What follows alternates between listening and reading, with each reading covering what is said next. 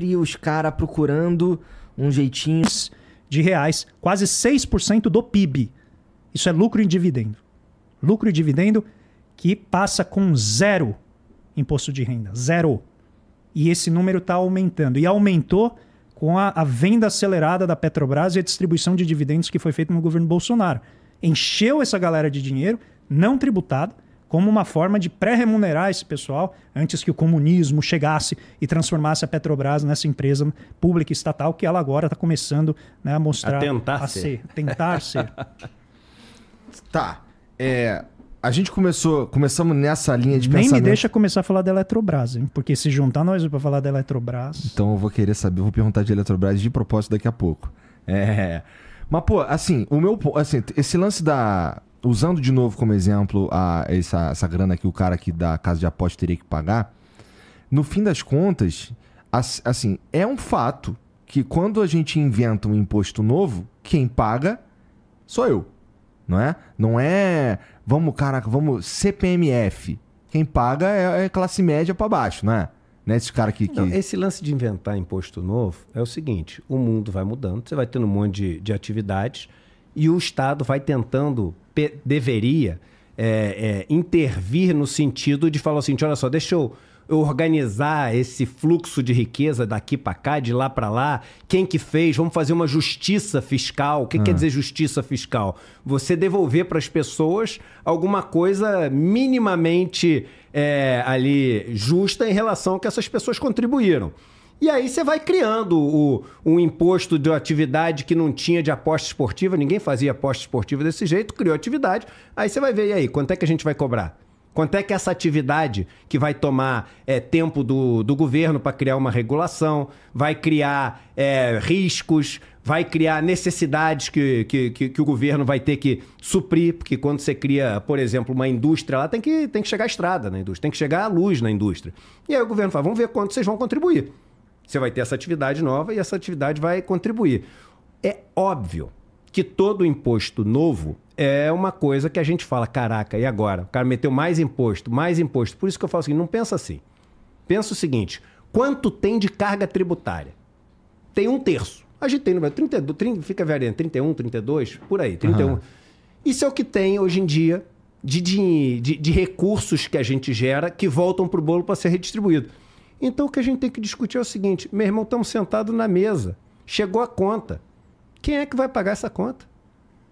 Quem é que vai pagar essa conta? Vamos pegar esse exemplo, mas é o equivalente se está numa mesa enorme, numa festa, entendeu? Aí chega a conta, aí o cara que mais comeu, que é o cara mais rico, ele fala, vamos dividir igual para todo mundo? É tipo isso, boa exemplo. Então, ó, eu comi, peguei o vinho mais caro, tomei o uísque, peguei o prato mais caro, comi o que há de bom e de melhor, fiquei na ponta da mesa, tive o melhor acesso a tudo que aqui, né, o show que tá acontecendo. Aí chega a conta, ó, galera, vamos ratear aqui igual para todo mundo. É chato fazer conta. Não quero fazer, não quero parecer que eu sou mão de vaca. Então vamos dividir aqui igual para todo mundo. Só que a pessoa de baixa renda, amigo desse cara rico que estava lá, o peso daquela conta no orçamento dela é múltiplas vezes o peso da conta que vai ter para aquela pessoa que usufruiu muito mais e vai pagar muito menos. Mas, porra, isso não é meio que o retrato do que quando a gente cria uma porra do imposto novo e usando de novo o exemplo da casa de aposta? Porque assim, esse exemplo mas perfeito, na verdade, esse que você deu aí. Você meteu assim, cara, Vamos pegar. Não, porque novamente o cara que vai ganhar mesmo não é o cara que tá pagando tributo, é o cara que não tá pagando tributo. Eu sei, então, mas aí então é esse cara que a gente tem que pegar, porra. Mas isso, eu tô te falando, Igor, assim, esquece o lance do... Pô, cobrou esse imposto a mais ou a menos, porque isso que eu tô tentando falar que é menos importante. Mas vamos supor que pagou esse imposto. Vamos fazer um caso absolutamente absurdo aqui, mas só para ficar fácil. Vai. Vamos supor que esse cara cobrou um imposto de 2% em cima do que o cara ganha. E aí esse 2%, você faz uma regra no governo que se obriga esses 2% a ser devolvido para essas mesmas pessoas de uma outra maneira. Então, na verdade, foi zero o resultado para ela. Mas você está pegando esse dinheiro porque você quer que um dinheiro que saia de aposta... Estou inventando uma maluquice aqui. O dinheiro que sai de aposta volte para o cara como um livro. Tá. Por exemplo, então você está chegando falando o seguinte, eu criei um imposto aqui que não vai beneficiar os mais ricos, que não vai beneficiar os grandes empresários, os donos de bancos, e mais, essa empresa que vai fazer os livros que eu vou te devolver, ou seja, você não perdeu dinheiro nenhum. Essa empresa só vai contratar pessoas que sejam essas pessoas as mesmas que estão pagando esse imposto. Então, o mais importante não é o imposto que o cara está pagando. É esse imposto chegando no Estado, ele vai voltar para quem?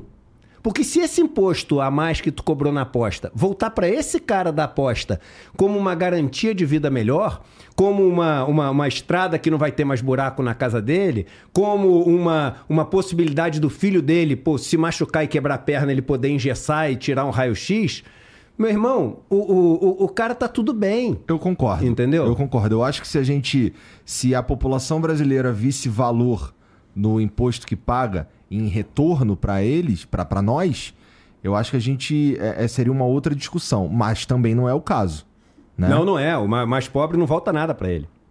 Volta nada. É aquilo que eu te falei. O cara não tem saneamento básico, não tem uma água de qualidade. A rede de luz, quando cai, o cara bota 10 dias para voltar lá ao negócio.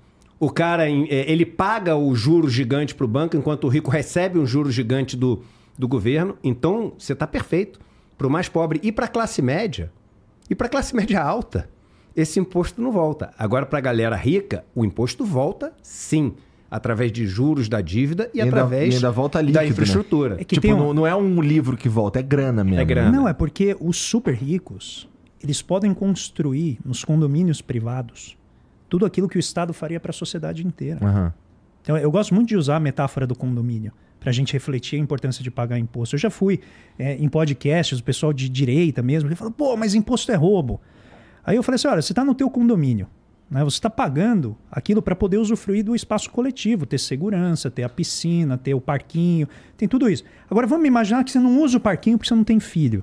Você vai chegar lá na reunião do condomínio e falar, ó, seguinte, eu quero um desconto. Tira o parquinho do meu... Tira o parquinho do meu, porque eu não quero pagar, eu acho uma sacanagem. Aí a pessoa com quem eu estava conversando fala assim, aí tem um cara fazendo barulho lá, o cara ouvindo som alto e tal. Aí eu falei assim, então, se esse cara tá ouvindo som alto, isso é motivo para você não pagar o seu condomínio? Eu falei, não, né? Eu falei, então, porque você não tá tendo tudo aquilo que você quer, mas você está contribuindo com o bem coletivo. Agora, o que o rico faz?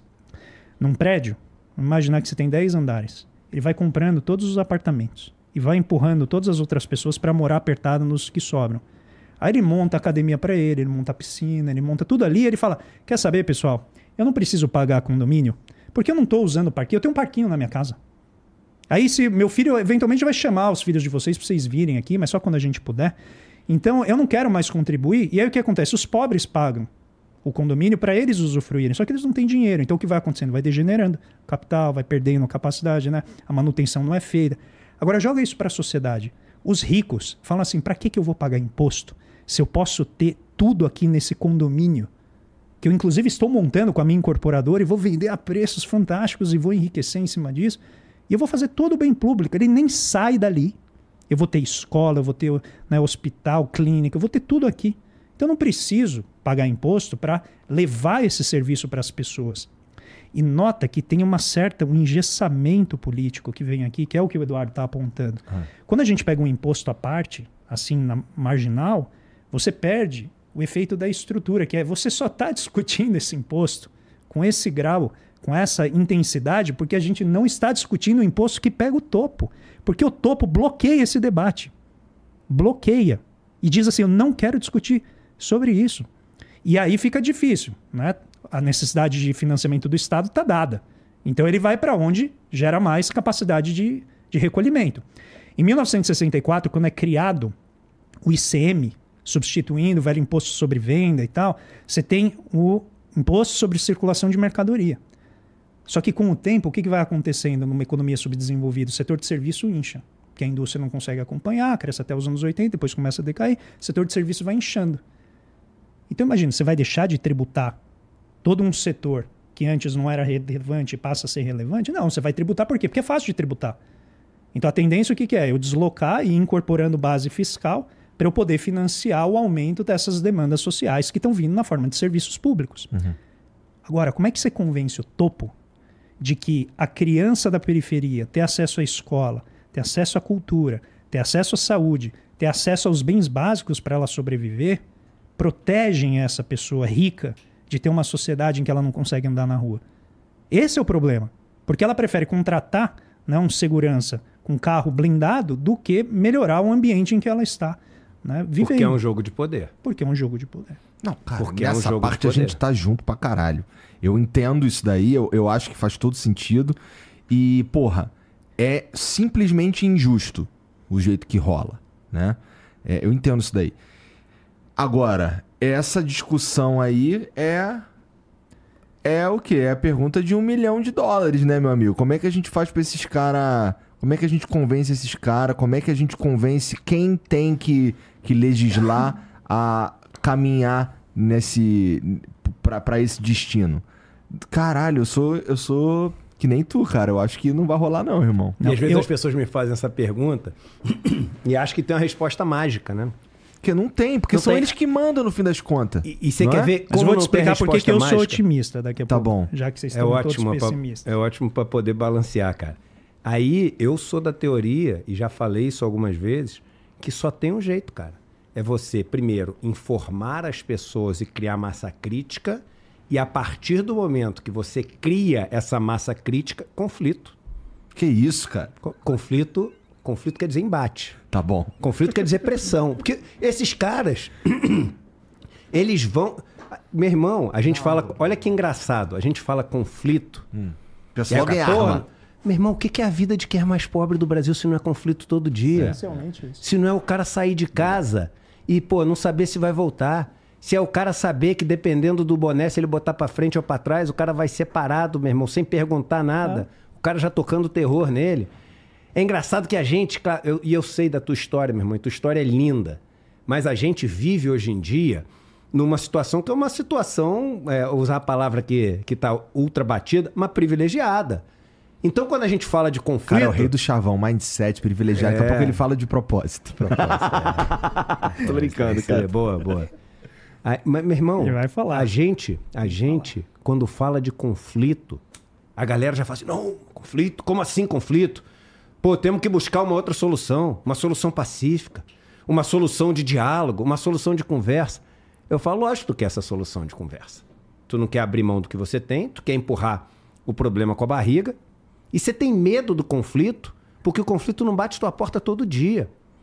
O terror, o medo, a violência, os efeitos desse negócio não batem em tua porta. Eu sempre cito esse exemplo. O Galo, uma vez, me dando uma entrevista, ele falou o seguinte: Eduardo, eu falo com os meus amigos, eu falo, tu tá com medo da esquerda? Tu tá com medo de comunismo? Tu tá com medo de virar Venezuela? Irmão, a gente come arroz com salsicha desde que a gente nasceu. Não vai piorar não, cara. Então, eu acredito... E o que é o conflito? O conflito, meu irmão, é sindicato, é associação, é greve, é enfrentamento. Entendeu? Enquanto o rico não dormir com medo, não vai mudar, cara. E o medo não é o medo do cara ser guilhotinado, não. Entendeu? É o medo do cara falar o seguinte, caraca, vão descobrir que eu não mereço ter o que eu tenho. Porque não merece. Não merece. Então, eu acredito no enfrentamento. Eu acredito no conflito. Eu acredito que a solução que a gente está falando que é muito difícil, quando ela pintar, imediatamente vai ter um monte de grito na Faria Lima. Vamos, isso é um absurdo, se fizer isso o Brasil vai quebrar, e esse negócio vai trazer déficit. Aí os caras começam a apertar, tu falou do mindset, propósito, tem um monte de botãozinho, que é o botãozinho que déficit fiscal, responsabilidade, e não sei, aí começa a vir o superávit, começa a vir os botãozinhos todos da Faria Lima. Entendeu? E aí a galera fica com medo e fala, é isso aí, o cara vai gritar mesmo, que ele vai ter que abrir mão. Então vai ter grito, vai ter reclamação. E a gente vai ter que, organizado, enfrentar isso. Porque sem conflito não tem mudança. E isso que o Eduardo está falando é tão verdade que quando você pega a longa série temporal de riqueza, em geral, os 3 niveladores dessa vamos dizer, dessa estrutura hierárquica... The Great Levelers. Em geral, o quê? Pandemia. Você mata a família e o capital some, ele não tem herdeiro. Ele é distribuído ali entre vários herdeiros ou o Estado toma. Inflação, hiperinflação, que destrói o capital, principalmente se ele for, né, líquido, na forma financeira e tal.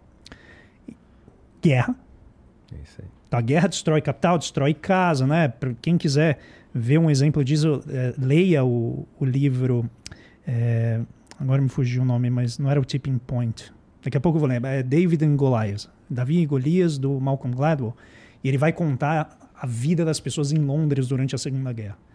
Então, rico e pobre estavam na mesma porque a bomba não escolhia onde ela ia cair. E às vezes você destruía uma dinastia inteira porque destruía todos os imóveis dela. A riqueza daquela época era essencialmente imóvel, né, na Segunda Guerra. Depois vira financeiro, fica mais líquida, mais fácil de fugir. Então você tem esses elementos. Ou guerra civil. É isso aí. Esses são os elementos que moderam o crescimento da riqueza, que moderam a concentração. Porque toda vez que a gente tenta negociar, a elite e as oligarquias, elas criam mecanismos no Estado que inibem a aproximação do povo. Então, eu vou usar um exemplo muito simples, que é a Lei de Terras de 1850. Eu sei que o Edu adora esse tema, porque mostra essa fantástica distribuição de terras que a gente tem no Brasil.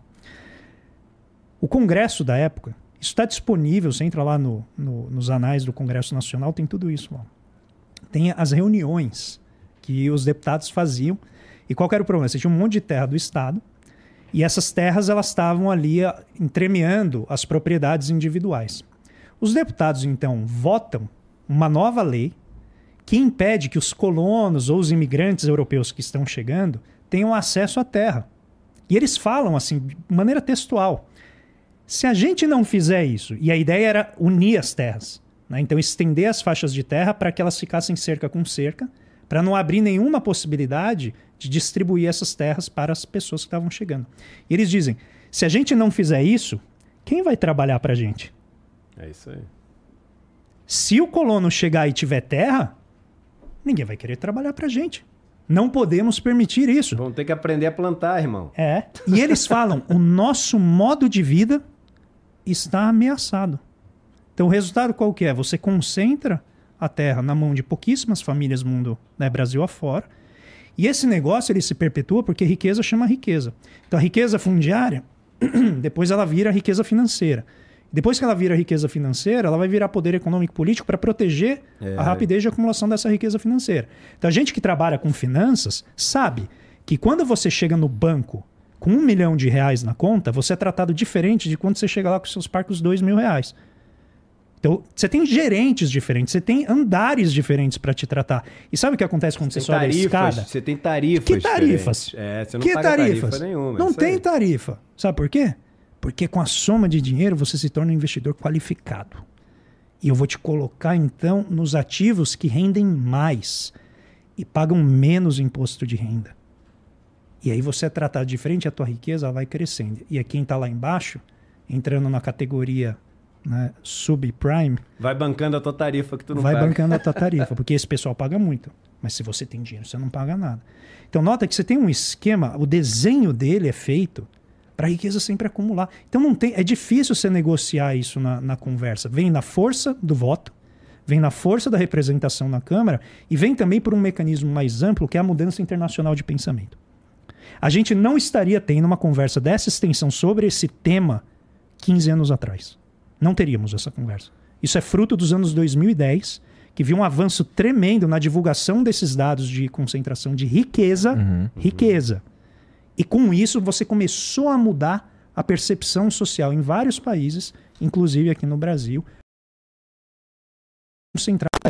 E qual que é a fina flor, de maneira bem direta, do problema da desigualdade? De maneira bem sucinta. Quanto mais desigual uma sociedade, menos a desigualdade é percebida.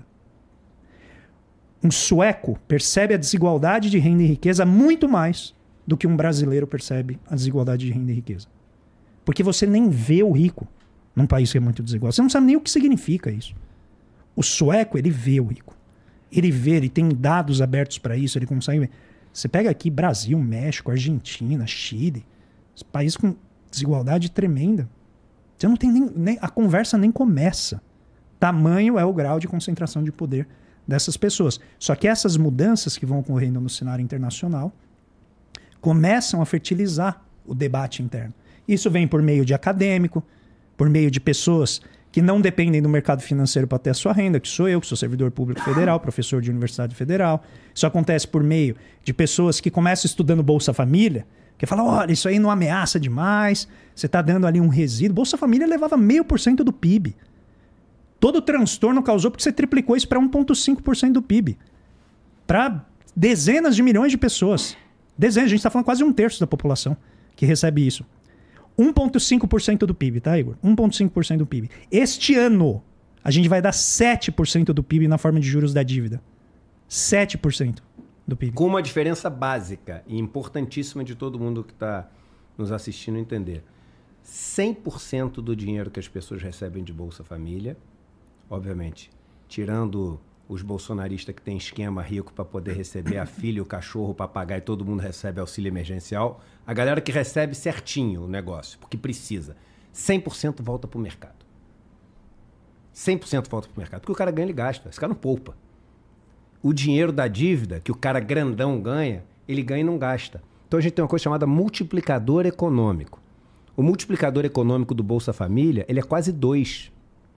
Significa que R$1 que você põe na economia volta em mais... Porque o cara ganha, ele compra carne, o cara do açougue tem que pedir pro frigorífico, o frigorífico contrata o caminhão põe combustível e o cara lá compra mais um boi. Então você tem, assim, um multiplicador desse negócio. O cara que investiu dinheiro na dívida pública e ganhou lá mais 50 milhões de reais... Ah, mas 50, você está dando um exemplo. Ele falou do cara que ganha 2 bi por ano. Esse 2 bi no ano que vem, só ele já vai render mais 200 milhões, sem o cara fazer nada. Ou 13% seja, ao ano? Quase 14%? É isso aí. Sem esforço, é mais. Estou fazendo a conta de 10% aqui, mas é sem fazer nada. Sem fazer nada. E aí o que acontece? Esse dinheiro o cara vai gastar para comprar o quê? Salsicha? Arroz? O cara tem toda a salsicha, arroz que ele nem come isso, né? Mas ele vai botar esse dinheiro e vai comprar mais dívida pública. Não vai virar produção. Não vai virar emprego. Então, o multiplicador do juro da dívida é 0,7. Ou seja, cada R$1 pago de juro da dívida, ele se reflete em menos de R$1 de crescimento econômico. Você vai freando. Em outras palavras, você vai tornando a economia menos produtiva. Isso. Você vai ficando menos competitivo com o resto do mundo. Mas agora vamos dar o checkmate. Porque sabe esses bilhões que ele está comprando de dívida pública? Lembra dos bilhões de dividendos que ele não pagou nenhum tributo? Adivinha o que vira essa renda na forma de dividendos e lucros distribuídos? Dívida pública. Então eu resumi isso numa coluna minha da Folha dizendo: o rico empresta a juros para o Estado o dinheiro que ele não pagou em tributos. Porque ao ser isento do dinheiro, né, da tributação que deveria incidir sobre a renda, ele não tem o que fazer com aquele dinheiro. Porque ele não tem onde aplicar, porque ele não tem nem mentalidade para investir tudo isso em atividade produtiva. E eu vou dizer, eu acho que seria quase impossível. Ele joga no Estado. E aí o Estado paga para ele sem risco nenhum. Especialmente 14% ao ano. Especialmente porque esse cenário ele é produzido pelo próprio Estado, não é? Em que sentido? No sentido dos juros serem tão altos. Explica melhor. Vamos lá. Por que a taxa de juros que eu pago pro cara da dívida pública, por que esses juros são tão altos? Vamos lá. Boa sua pergunta, cara. O juro que você paga é o juro que você paga para o banco. Aham. Porque você não estamos falando desse. Isso. Você não pega o dinheiro emprestado do Estado. Você pega o dinheiro emprestado do banco. Aham. O Estado pega dinheiro emprestado da gente através dos títulos públicos. Então a gente empresta para o Estado. Claro. Aham. E pega emprestado do banco. E aí o Estado que me paga os juros. Isso. Sim. Isso aí. Mas Diga. Não, então... Você está falando da taxa básica. Isso. Por que a taxa básica é tão elevada? Isso. Mas vai lá, continua aí, Eduardo. Então, o que eu ia te falar é o seguinte. Você, quando recebe esse dinheiro do Estado, esse dinheiro tem que ter vindo de algum lugar, porque dinheiro não nasce em árvore. Esse dinheiro vem todo dos impostos. Se você for pegar, hoje em dia, a concentração da dívida pública é gigante. Deixa eu dar um número, que é um número que eu gosto de usar muito. Os 0,1% brasileiros mais ricos têm mais dinheiro nos bancos do que os 90% que têm dinheiro em banco, que não são os 90% mais pobres, que tem um pedaço enorme que sequer tem dinheiro em banco, que os 90% mais pobres têm. Então não é 1% contra 90%. É 0,1% contra 90%. Então a dívida pública ela está principalmente na mão desse 0,1%. E esse 0,1% é o que define o tipo de sociedade que a gente vai ter hoje em dia. Define a reforma da Previdência que vai passar, a reforma tributária que vai passar. É o cara que tem a bancada do agronegócio, a bancada da cerveja, a bancada disso e daquilo. E dentro desse 0,1%, você tem o lobby ali financeiro, do sistema financeiro, que é gigantesco. Então, qual modelo de sociedade esse 0,1% quer? um modelo que garanta a eles esse feudo preservado de poder, um modelo que rentabilize o capital deles com os impostos e o trabalho de toda a sociedade, ou um modelo que redistribua a renda, tire deles poder e faça com que outras pessoas possam disputar dentro do capitalismo esse feudo com um mínimo de chance. Qual dos dois modelos você acha que eles defendem? Eles defendem um modelo que preserva o feudo. Um modelo que faz com que eles possam rentabilizar o capital deles de uma maneira, enfim, cada vez com menos trabalho, com menos risco. E aí tem uma coisa interessante que as pessoas falam muito pouco. A fina flor, gostei da tua história, a fina flor desse 0,1% é fazer o seguinte, e aí a gente vai pegando os ativos que o Estado construiu com dinheiro de todo mundo, as empresas estatais, tudo que o Estado construiu com dinheiro dos impostos de todo mundo, a gente privatiza, ou seja, a gente passa a ter esses ativos para poder vender solução para os problemas que a gente criou. Então a gente quer privatizar saneamento, quer privatizar água, quer privatizar luz, porque as pessoas não têm, mas elas estão achando que é por causa do Estado. Elas não sabem que é por causa da gente, não. Então vamos botar a culpa no Estado, falar que se a gente tocar as empresas, a gente vai resolver os problemas que a gente criou. Aí o cara privatiza, fica com essa empresa, aí você fala, mas pelo menos ele vai tomar o risco.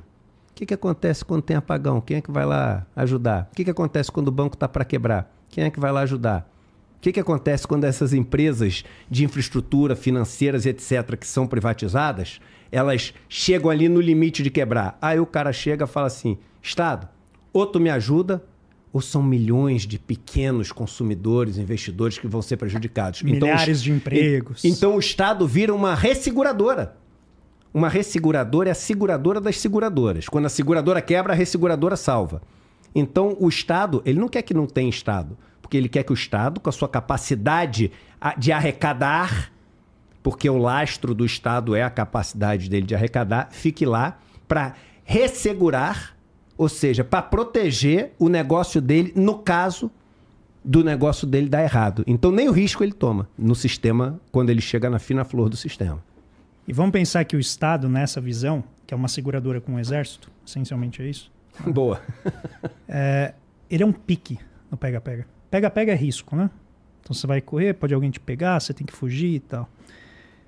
A sociedade brasileira, com a sua elite, que eu chamo uma elite exilada da Europa, que ela adora o bem público na Europa, ela adora andar de metrô na Europa, ela adora usar ciclovia na Europa, ela acha fantástico.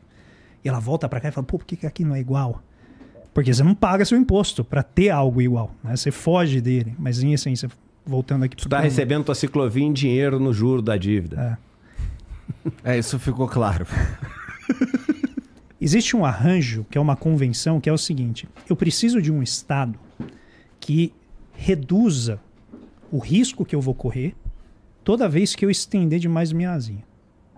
Saí um pouquinho do pique ali, comecei a correr risco, ficou muito difícil, eu corro de volta. E esse ponto basal, que é a taxa de juros, ela tem que ser elevada para pelo menos remunerar o básico do capital dessas pessoas.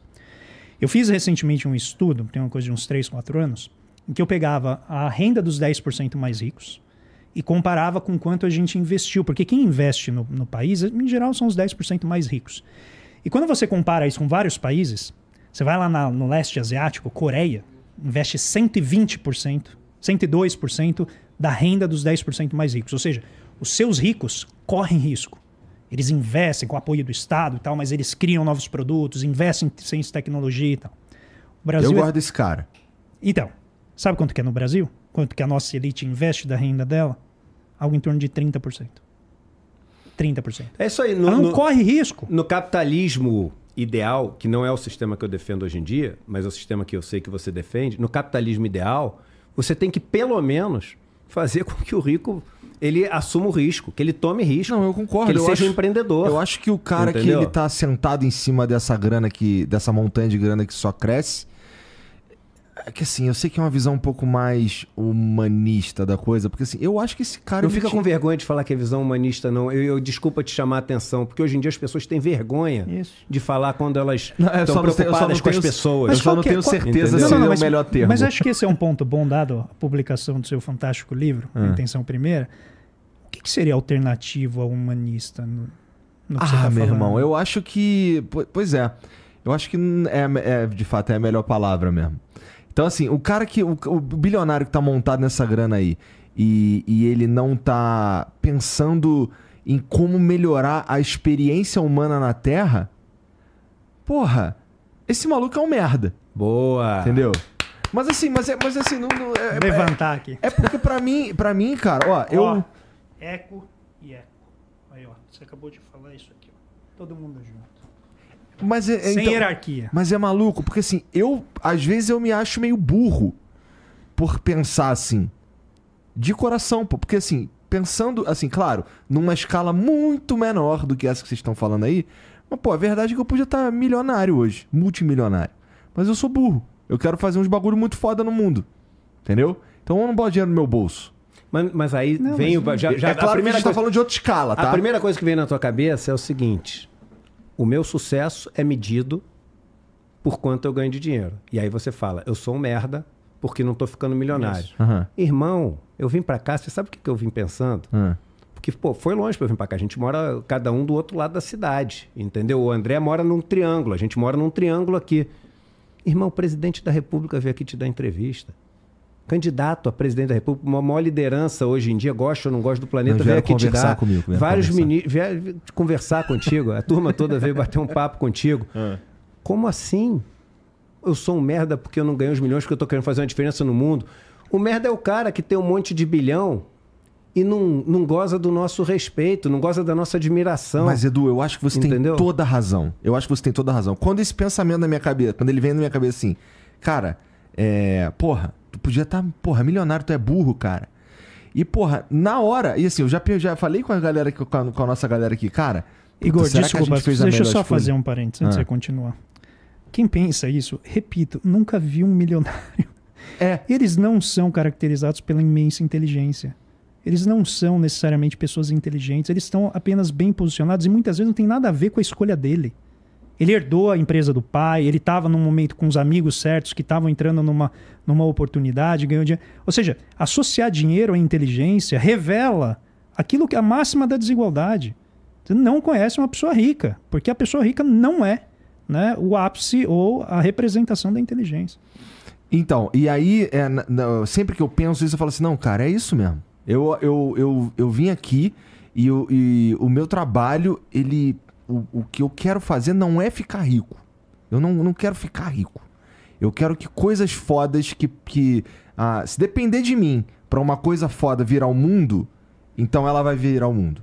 E eu não vou ficar, porra, comprando um carro por mês. Perfeito. Foda-se comprar um carro por mês. Quantas pessoas estão hoje catando lixo, vendendo bala no semáforo, fazendo atividades em situações análogas à escravidão e tem o mesmo potencial que você e nunca vão conseguir a oportunidade de oferecer? Eu sempre lembro isso, quantos Einsteins estão hoje cortando cana? Quantos Einsteins estão trabalhando numa mina de lítio na Bolívia? Quantos prêmios Nobel de literatura na Ucrânia agora estão numa situação abjeta? Na Rússia, porque as pessoas que muitas vezes olham para essa guerra não entendem o que é o Putin, o que ele faz na casa dele, o que ele faz na economia dele. Não é uma maravilha, é ao contrário. Inclusive, por ele ser anti-imperialista, as pessoas acham que ele é de esquerda. Ao contrário, vai ver o que é a lógica da economia russa. Então, o problema é que a oportunidade não aparece. E ela não aparece porque ela está concentrada. Como que a gente faz para distribuir essas oportunidades sem distribuir dinheiro? Não tem como. Porque muitas vezes o que o pobre não tem é exatamente dinheiro. Agora o rico tem demais e não quer abrir mão de nada disso. Às vezes o cara tá simplesmente muito ocupado em sobreviver mesmo. E daí ele não consegue executar. E é legal, quando você usou a palavra humano, eu fiz aquela brincadeira. E na verdade é até mais do que brincadeira, é uma coisa que eu acho mesmo, que é o seguinte. Quando a gente parte na discussão, sempre termina no lance do dinheiro. Aí sabe o que fica parecendo? Que eu tenho raiva de rico. Fica parecendo, pô, Eduardo tem raiva de rico. Por que tu tem tanta raiva de rico? Foi o que aconteceu no mercado financeiro, você pegou raiva dos caras. Eu não tenho raiva de rico, irmão. Eu tenho raiva de ver a galera morando na rua. Eu tenho raiva de ver a galera que trabalha no campo de verdade não ter terra. Eu tenho raiva de ver a galera que estava aqui antes dos nossos antepassados europeus chegarem passando rodo, o maior genocídio que já existiu no planeta. Essa galera hoje está tendo que lutar para ter terra para morar. Ah, mas no Brasil 10, 12% estão com os indígenas. É o lance da média. O Einstein falava, metade do teu corpo está no forno, metade do teu corpo está na geladeira, na média tu está na temperatura ambiente, na prática tu está morto. Vai lá no Mato Grosso do Sul e quanto por cento do Mato Grosso do Sul está para a população indígena? Você tem verdadeiras favelas onde moram 30 mil pessoas com um povo que ele vive de uma maneira que não dá para viver, amultuado. Você precisa de terra, você precisa de espaço, você precisa de plantar, você precisa de ter contato com a natureza. Então, quando eu falo que a discussão sempre termina em dinheiro, e quando termina em dinheiro a gente vai para a crítica, quando vai para a crítica parece que eu tenho raiva de rico, não é que eu tenho raiva de rico. Eu tenho raiva de ver um mundo onde as pessoas sofrem tanto por escolha. Porque as pessoas sofrem por escolha. Com a capacidade tecnológica que a gente tem, com a quantidade de comida que a gente produz, com as inovações científicas e, principalmente, no campo da medicina que a gente tem hoje, a gente poderia sofrer muito menos como sociedade, mas a gente escolhe sofrer mais como sociedade.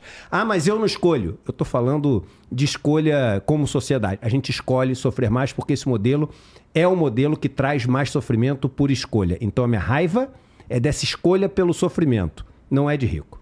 Vamos pegar o exemplo aqui do Uber, a motorista de aplicativo, se você conversar com eles, né, eles não sabem quanto que você está pagando a corrida. Eles só sabem quanto eles recebem. Eu não sabia. Tá?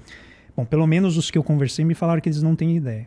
E o que eu notei? Que cerca de metade, às vezes, do valor fica para a empresa, não vai para eles. Então, o que a empresa fez? Ela desenvolveu um aplicativo que faz com que haja, literalmente, o pagamento de uma corveia, como era no feudalismo. Você está usando o meu espaço, que é a minha propriedade, que é o aplicativo. Então, você vai pagar um imposto na forma de trabalho, porque é o cara trabalhando e o que ele recebe, esse pedaço vai lá para a empresa. Né? Agora pega. Primeiro, isso é justo? Eu até brinco o seguinte, é o capitalismo 5.0. Que o cara é dono do capital que você compra. Isso. Porque ele compra, né? Porque literalmente, ele compra o carro, ele tem que pagar seguro, ele é responsável pela manutenção, ele faz tudo. Tudo que a empresa tem é a propriedade do aplicativo. Aí você pode falar assim, cara, eu acho que ele tem que receber alguma coisa. A minha pergunta é 40%, 50%? Entendeu? A nossa discussão é aqui, é o grau. Quanto que seria a remuneração adequada? A pessoa que acredita muito no livre mercado vai dizer, não, isso aí é a produtividade dele. Da produtividade do cara que pensou e montou uma patente que dá a ele um direito de exploração monopólica, de monopólio. É isso aí. E ele vai falar, não, o cara que acredita no livre mercado, é só você ir lá e competir com o Uber. Faz a sua. Vai lá, compete lá. Por que tu não faz um Google, cara? Faz um Google. O código está aberto. Pô, né? Claro, você pode abrir, você pega o código do Google. Faz o seu. Por que tu não faz um Amazon? Faz uma Amazon. Não, mas eu tenho que me juntar com vocês. É Mercado Livre, pô. É livre mercado. Pode ser o início de algo. É só querer, irmão. Olha o mindset. Mas aí a gente começa... Bota o mindset, já é só querer no vai com É só acreditar. Vai com tudo. É só acreditar que o que é meta, Mas, Apple... Mas esse lance que você falou... Deixa só pegar o outro exemplo. Então esse é o primeiro exemplo. Tá, é exploração direta com base num poder econômico que é, né, um direito ali de propriedade intelectual. Agora pega ali o que o presidente da Câmara, o Arthur Lira, colocou recentemente, que é a concentração de terra na mão de 0,00001%, que seriam os povos originários. Olha a mentalidade. É a mentalidade tipicamente do colonizador, que está olhando para a terra como um objeto de posse. O índio não tem essa relação com a terra. O índio ele não olha para a floresta como algo que ele vai possuir e que ele leva ao banco para poder pegar um empréstimo. Ele vê aquilo como um ecossistema do qual ele faz parte. Por isso que eu trouxe isso aqui. Ó. Ele não está em hierarquia, ele não comanda a natureza, ele produziu a floresta. Os estudos antropológicos, o pessoal, principalmente na Federal do Pará, um grande abraço para o meu amigo Danilo Araújo Fernandes, que é um cara que estuda muito isso, com um monte de gente legal. O que eles mostram? Que a floresta foi produzida pelos povos originários. Ela não era aquilo que ela é hoje. Pela relação das pessoas com a floresta, com o sistema, você foi domesticando determinadas plantas, como a mandioca, que era uma planta venenosa, ela foi domesticada pelos indígenas. E aí, de repente, chegou o europeu, olha para isso e fala assim, cara, que povo atrasado. Por que morria que nem louco europeu quando chegava aqui? Porque eles não conheciam a mata. E eles entravam para aprender com os indígenas como viver na mata e depois eliminavam os indígenas para poder o quê? Usar aquilo como objeto. Então a mentalidade de ver a floresta como um objeto de exploração nessa leitura do Arthur Lira, o que que é? Vamos tornar, vamos dizer, a posse per capita de terra algo equiparado ao que é a média nacional, porque aí a gente pode explorar o restante da floresta. Só que a exploração dessa floresta não é feita como o indígena faz, porque o indígena ele mantém a floresta em pé. A exploração que se quer fazer alternativamente é a destruição dela, é predatório.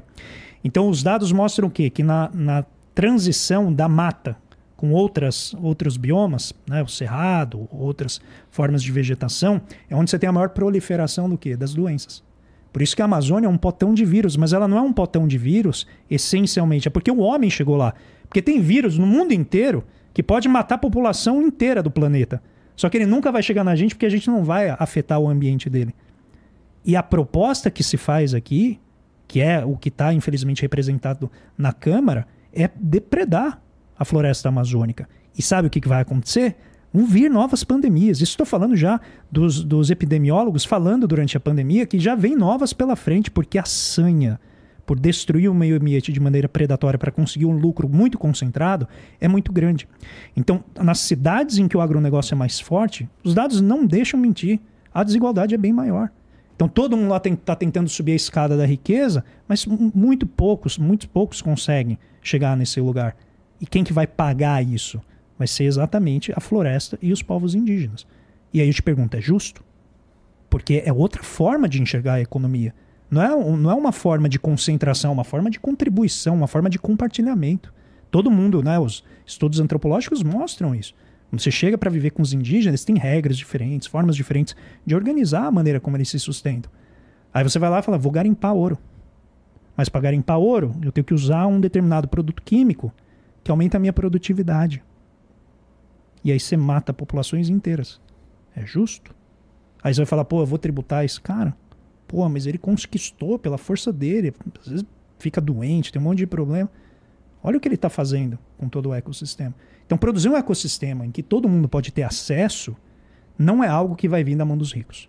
Tem que vir por meio de luta, tem que vir por meio de ocupar os espaços, tem que vir por meio de você construir consensos que, inclusive, vão contar com o apoio momentâneo dos ricos. Meio alguns ali, né, desatentos, que entendem direito o que está acontecendo, ou que efetivamente se sensibilizam e vão apoiar, como tem vários exemplos. Então, eu acho que o modelo econômico é o que está em jogo. E aí, para finalizar, você falou, a gente está falando do Elon Musk, como ele deve ser remunerado pelo esforço, pelo risco que ele correu. Eu quero chamar aqui, né, a atenção para talvez a principal inovação do século XX, que, na sua ausência, levou à mortandade da gripe espanhola, que é, na verdade, americana, né, não é espanhola, mas como a Espanha era o único país que divulgou as estatísticas, né, ficou como gripe espanhola, que é o Alexander Fleming, que desenvolveu, né, a penicilina. Porque o que matava na gripe espanhola não era o vírus. O vírus baixava a imunidade de uma bactéria e matava. E assim, exterminava generalizadamente. Esse cara desenvolve a penicilina, não faz patente, porque ele era um servidor público, ele era um professor de universidade, ele já tinha o salário dele, que eles chamam de tenure, ele já tinha lá a estabilidade, ele foi lá e fez. Seja de todos. Entende? Então há um modelo diferente que se pode fazer. A questão é que a gente tem que construir isso, né, de baixo para cima e leva tempo. E, como o Eduardo falou, é conflito. E os incentivos não morrem quando morre a possibilidade do cara ter 200 bilhões. Os incentivos não morrem, porque as maiores invenções feitas durante toda a nossa história não foram feitas por pessoas que queriam ganhar 200 bilhões. Não foram feitos. Foram feitos pela nossa natureza curiosa, pelo nosso despertar para novas realidades, por tentar solucionar os mistérios do universo. É isso que nos moveu para descobrir, para tentar aliviar nosso sofrimento, aliviar o nosso fardo, para, em vez de carregar uma coisa, criar uma coisa redonda ali, a roda que empurrava, para aliviar o filho que estava morrendo por causa de uma doença, criar uma vacina ou criar um antibiótico. Entendeu? Não, se eu te perguntar, me traz aqui as grandes invenções que foram feitas porque um cara chegou e falou assim, irmão, eu vou inventar esse negócio que eu quero ficar bilionário. Você não vai, cara. Você não vai trazer. Então, o seguinte, a desculpa de que o capitalismo tem que dar essa oportunidade, porque senão as pessoas não vão ter uma motivação para querer descobrir algo novo, para querer construir algo novo, essa é a maior balela. E um exemplo disso que o Edu está colocando, que eu adoro estudar a história da ciência, e eu fiquei fascinado com a história do zero. Ah, legal, porque os maias, o zero... né? Não, parece que Os ele é astecas, hindu. né? Hindu. Porque o zero, ele não é um número, né? O zero Isso. existe para É um dividir. conceito, isso. Ele divide os números positivos, né, dos números negativos, ou seja, os números naturais, que são aqueles que se conta, né? Não existe menos um copo, dos números reais. Em que você tem uma extrapolação abstrata para o negativo, né? Você pensar, rigorosamente falando, não tem como ser algo negativo na matéria, né? Eles inventaram o zero. Aí você para pensar, você fala assim, cara, o zero, que coisa idiota, né? Pensa, Não, ele muda tudo. muda tudo. Mas você sabe que... Pensa a computação hoje sem Sem zero. zero, é. Que é 0 e 1. É. Ligou, desligou. Epigenética, ligou, desligou gene. É tudo 0 e 1. E o zero, ele liberta o ser humano do uso dos algarismos romanos. Imagina fazer derivada com o algarismo romano. Vamos só pegar uma conta. Faz aí, né, 3 milhões multiplicado por 50 milhões em algarismo romano. O zero, ele veio exatamente junto com o numeral hindu arábico. Sabe aquele povo de pele escura que nunca fez nada de bom para a humanidade, que sempre é visto como colonizado? Foi esse povo de pele escura que desenvolveu aquilo que nós conhecemos como uma base da matemática e que um sujeito chamado Leonardo de Pisa, filho do Fibonacci, que era filho de comerciante, foi lá no norte da África aprender com os comerciantes e trouxe para a Europa e revolucionou todo o comportamento, né, do capitalismo nascente ali na Europa, por meio dos números hindu-arábicos. E eu te pergunto, Mas se a aí gente fosse chega na pagar doideira patente, Edu, quanto que valeria o zero? quanto que a gente pagaria de patente, de royalties, pro cara que inventou o zero? Ah, mas já passou isso daí. Mas já depois já então, a caiu galera- essa patente. Aqui uma coisa. Primeiro, assim, a galera que está assistindo, isso é uma das doideiras. É isso mesmo, foram os hindus, mas aqui quando os caras chegaram, os colonizadores chegaram, eu estou na dúvida se eram os maias, os astecas, e eu sei disso porque eu estudei para a prova do meu filho há uns meses atrás, então ficou na minha cabeça. Que era o que eles ficaram impressionados, que eles já tinham o conceito do zero aqui. Mas a maluquice disso é que aí você vem trazendo, ele falou do Leonardo Fibonacci. Irmão, tu já entrou na onda do Leonardo Fibonacci? Não. O Leonardo Fibonacci foi aquele cara que chegou na razão áurea. Tá. E ele tentou encontrar uma sequência de números que explicasse todo o universo. E ele começou a olhar e falou o seguinte, pô, mas vem cá, as ondas do mar seguem ciclos, né? As estações do ano seguem ciclos. Então vou tentar achar uma coisa que faça lógica. Então, como tudo vem de uma coisa antes, a gente sai do zero, depois do zero, a criação. Você tem 1, 0 mais 1, você tem 1. 1 mais 1, 2. 1 mais 2, 3. 2 mais 3, 5. 5 mais 3, 8. Aí ele começa. 8 mais 5, 13. E ele começa a fazer essa sequência. De repente, ele chega lá na frente na sequência e fala o seguinte, calma aí. Eu tô vendo que toda vez que eu divido o número pelo número de antes, dá 1.618. É o mesmo número. Toda vez que eu divido o número por 2 números antes, dá 2.618. Toda vez que eu divido o número pelo número depois, dá 0.618. Toda vez que eu divido o número por 2 números à frente, dá 0.382, que somado com 0.618 dá 1, o inteiro novamente. E essa proporção que eu vi, essa razão áurea, eu olhei nas pirâmides do Egito e são as proporções. Eu olhei no Panteão, são as proporções. Eu olhei no girassol, são as proporções. Eu olhei na espiral das galáxias, é a proporção. Eu olhei no corpo humano, e aí vem a loucura, porque o homem vitruviano, do Da Vinci, ele é todo formado em cima das razões áureas. Então, se você for pegar a altura da ponta da tua cabeça até o chão e dividir pelo umbigo até o chão, sabe quanto que vai dar, irmão? Vai dar 1.618. Se você for pegar daqui do ombro até a ponta do dedo e dividir pelo cotovelo até a ponta do dedo, vai dar 1.618. Se você for pegar da base do seu dedo até a ponta e dividir pela dobra aqui da falange até a ponta, vai dar 1.618. E aí esse cara descobriu isso, meu irmão, pra ficar bilionário? Não descobriu, ele descobriu porque é maravilhoso, porque ele tava desvendando os segredos E ele do universo, tinha tempo irmão. pra fazer isso. Ah, sim. É. Não, é muito Verdade, foda. Entendi onde tu quis chegar no final. O cara contou uma história bonita do caralho pra dizer, meu irmão, ele não tava cagando pro dinheiro, no fim das contas. De repente nem tava cagando, mas o que moveu ele pra ele falar, uau, uau! Ele não falou, caraca, meu irmão, ganhei 1 milhão. Ele falou, caraca, desvendei o universo. Entendeu? Mas beleza, ganhou 1 milhão. Pô, que bom. Eu brinquei com esse negócio porque ele tinha tempo de fazer, porque isso é liberdade econômica. É isso aí. A pessoa não tem que trabalhar 14 horas por dia para viver. Ele era filho de comerciantes. Para você chegar em algo assim, isso leva tempo. Isso não é algo que você faz da noite para o dia. Você tem que ter tempo para pensar. E aí nota, o Einstein, quando perguntavam para ele por que ele era, como ele era tão inteligente, né? Ele falava assim, mas eu não sou tão inteligente, eu só gasto mais tempo com os meus problemas. E para fazer isso, você tem que ter o ócio. O ócio não é... Porque o ócio dá aquela impressão, né? Que preguiçoso, quer fazer nada. Do Domênico Demar. Não, então você tá fazendo um 7-1, você tá ali fugindo da sua responsabilidade. Não, é o ócio que gera o conhecimento que vai facilitar a vida para todo mundo. E agora, se as pessoas não têm o tempo dela para o ócio, para cultivar a cultura, para fazer com que elas tenham um olhar para o universo, elas não vão contribuir o que elas podem contribuir com a humanidade. E eu acho que a gente, né, o sistema capitalista, uma das dimensões da acumulação de riqueza é deixar menos tempo para as pessoas. Elas não têm tempo para pensar, elas não têm tempo para criar, elas não têm tempo para inventar. Porque a nossa tudo cultura anda cada tem que vez gerar mais nesse sentido. Todo mundo cansado. Todo mundo cansado. As pessoas tiram férias e voltam cansadas das férias. Pode escrever. Porque a cabeça não para, porque você já está pensando o que eu vou fazer. Você tira férias para resolver problema que você não consegue resolver durante, né, o período do trabalho. Ou seja, como é que a gente está criando um sistema que depende de inovação se a gente está inibindo a inovação no que a gente chama ali na grama, com todo mundo na horizontalidade? A gente está matando o próprio sistema. Por isso que eu digo que a concentração de renda ela é uma má alocação de recursos. Claro. Ela é uma má alocação de recursos. E eu estou falando para quem acompanha a For da Economia, vai ver como isso é provocador. Porque quem defende o mercado acha que o resultado, que a acumulação de riqueza é resultado, é isso aí. E é resultado da eficiência do mercado. E se você está acumulando na mão do cara que foi mais por mérito, e aí a meritocracia, a historinha, se você está acumulando dinheiro na mão do cara que mais venceu essa disputa, pô, que bom, porque tá no cara mais capaz. Então esse cara vai ser o que mais sabe usar o dinheiro. Esse é o argumento, essa é a desculpa.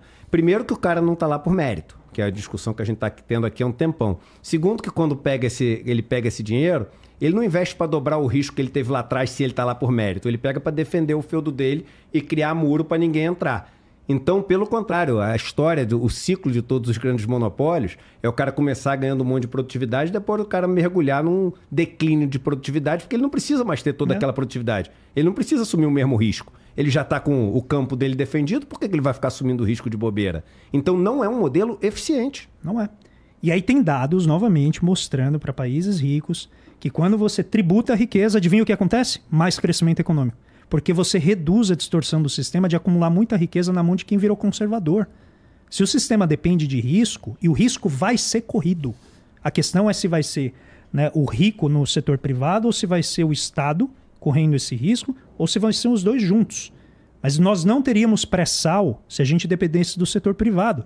Porque a Shell estava cavando junto com a Petrobras, no meio do caminho ela falou, rapaz, já foi quase $1 bilhão aqui, isso aqui não vai dar em nada, tô fora, Petrobras. E caiu fora.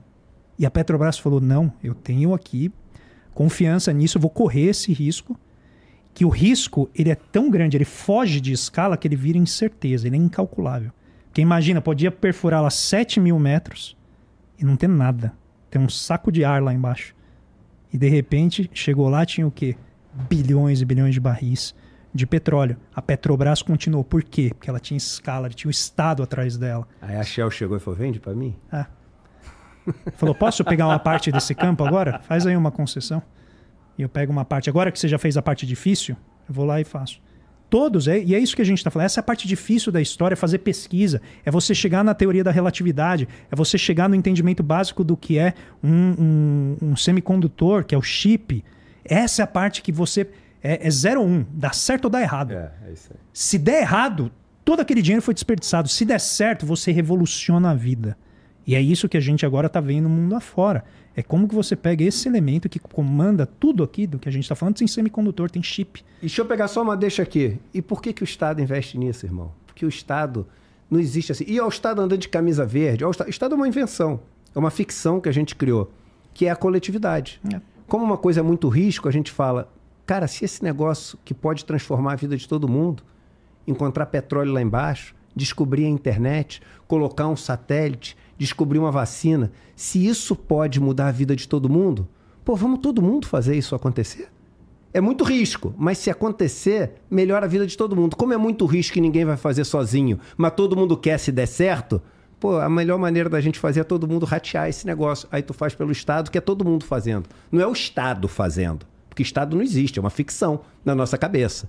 Então, por isso que o Estado, ele entra quando você tem que fazer essa tomada de risco que muda o paradigma, que muda a vida das pessoas, e o cara que é o oportunista que não quis tomar o risco, fica ali igual uma ave de rapina, esperando dar certo.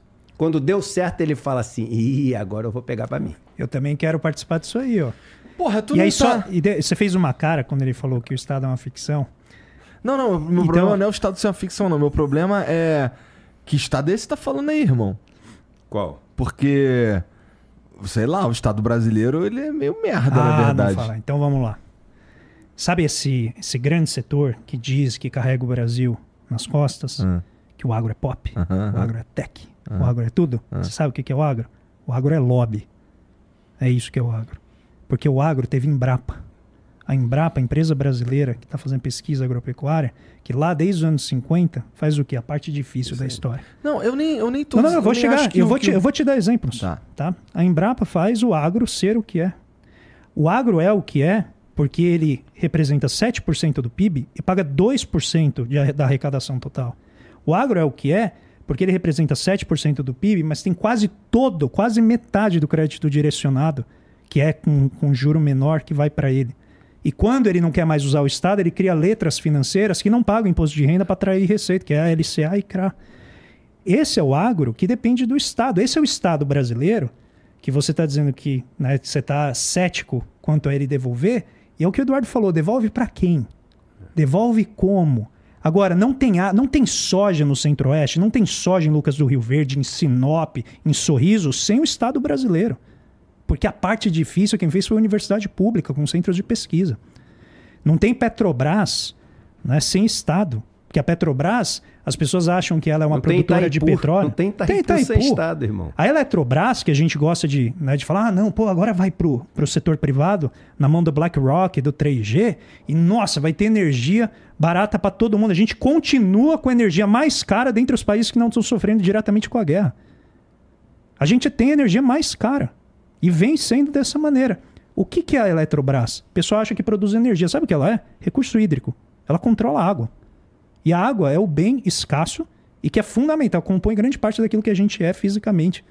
E a gente está abrindo mão ao terceirizar isso para interesse do lucro, a gestão de um ativo como esse. A Eletrobras, ela é a nossa bateria. Pega uma bateria que você tem aí e divide no meio. Fala, cada um pega um pedacinho dela aí.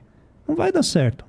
Que a bateria funciona única, ela é interligada. Aí eu achei, né, assim, usando aqui de cair o céu da boca, para não usar outra expressão. De cair o cu da bunda. As crianças que estão assistindo. Não tem criança assistindo, cara. Que criança estaria assistindo? Meu filho... Não, agora não, porque começou o jogo do Flamengo, até 9h30 ele tava. Mas até tava assistindo porque é você, cara. Não, com o Flamengo eu não consigo competir, não. Aí o pessoal agora, quando teve esse apagão por um excesso de uma sobrecarga que veio da energia eólica, que não foi canalizada pelo sistema, pessoal, mas interligado é ruim, né? É ruim ser interligado, porque você vê o efeito propaga para todo mundo. É a interligação que faz o sistema funcionar bem. Falando, não, vamos defender a regionalização. Você vai perguntar pro pessoal de Roraima se eles estão felizes comprando energia da Venezuela. Porque eles não têm, o deles é isolado, o que eles mais querem é entrar no sistema interligado nacional. Porque aí quando falta no norte, o nordeste provê. Quando falta no nordeste, você tem o sudeste produzindo, ele distribui. É exatamente a força do coletivo. Só quando você aplica essa lógica de compartimentalizar para que cada um possa ter o seu quinhão do lucro extraído em cima da população, você perde exatamente a característica que faz o Estado brasileiro ser o que ele é. E sem Estado brasileiro não tem a Eletrobras. A gente tem uma das matrizes mais limpas do mundo. Sem Estado não tem Embraer. E a Embraer financia e faz, é a fina flor da tecnologia de aviação, de projetamento e tal. Ou seja, essa demonização do Estado, ela não tem outra função que não depreciar o valor desses ativos para que ele possa ser apropriado a preço de banana pela propriedade privada que não teve a capacidade de inovar, porque sozinha ela não vai conseguir. Eu entendo tudo isso que você está falando. A minha questão, na verdade, vai mais em quem está gerindo essa porra toda. Então, assim, o meu problema não é... Vamos lá. Não, o teu problema é o seguinte, você chegar lá no... Edu, eu vou levantar a bola aqui pra você. Vai.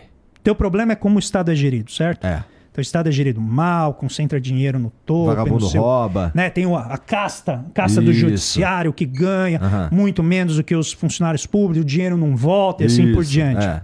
Certo? Horrível, instituição que não funciona. Isso. Pensa nas lojas americanas.